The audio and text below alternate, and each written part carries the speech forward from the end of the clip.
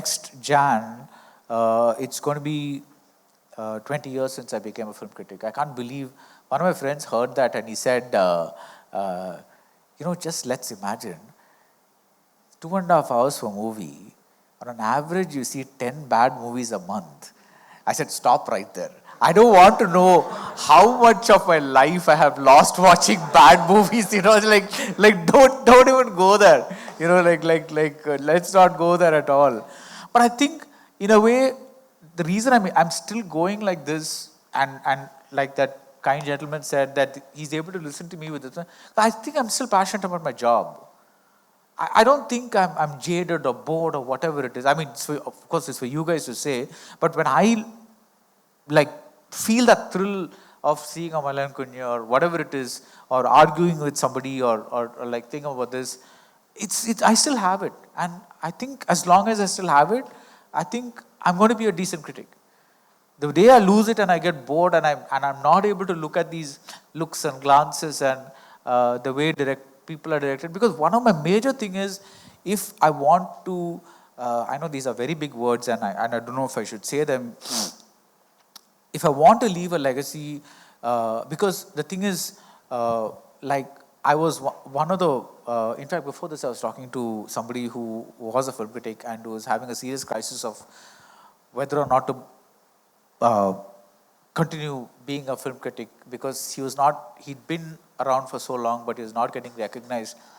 I said, see, it is difficult because, see, when I came on thing, there were about 4 or 5 critics, and we were the first of the blog generation critics. So there were only few of us who were looking into movies this way, analyzing movies this way.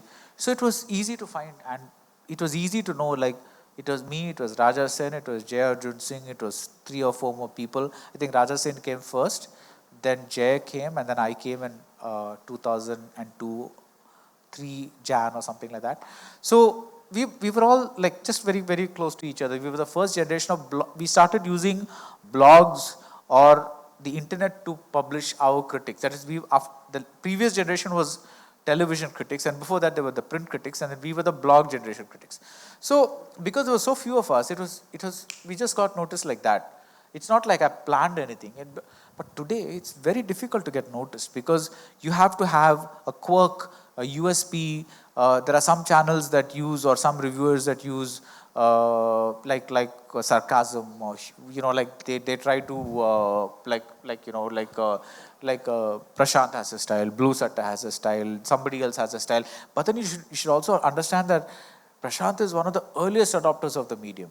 He came into video like he's probably the first of, just like we were the first blog generation critics, he's probably one of the first video generation of critics. That's why he's got the following that he's got. So you have these things gone, and now because the medium has exploded like anything, you have critics just springing out of the woodwork. And you have everybody telling almost everything. And one of the saddest things that I feel when I see other interviews is that even when they get really good directors, all they can ask is, how was it shooting during Corona time? I mean, fuck you, yeah. It's like that's the question you want to ask. Like, there were masks. Like, get on with it. Ask something relevant to the film, no? Like that's so sad that they get directors and that is the question that they think is worth asking rather than something else. It's like, how did you shoot during Corona? Obviously by testing. So yeah, we use injections every day. There were 2,600 nurses. They would you want that's really going to interest your audience? And I'm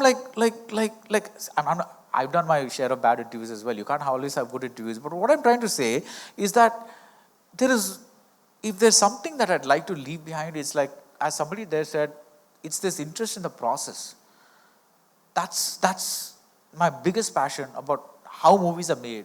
How are these movies made? And I think that if people start to imbibe and say, how do you look at a film?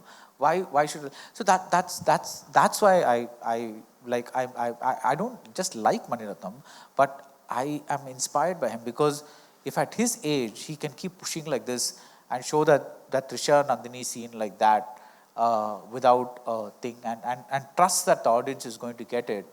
Whether the audience gets it or not, he's like, I'm not going to belittle their intelligence.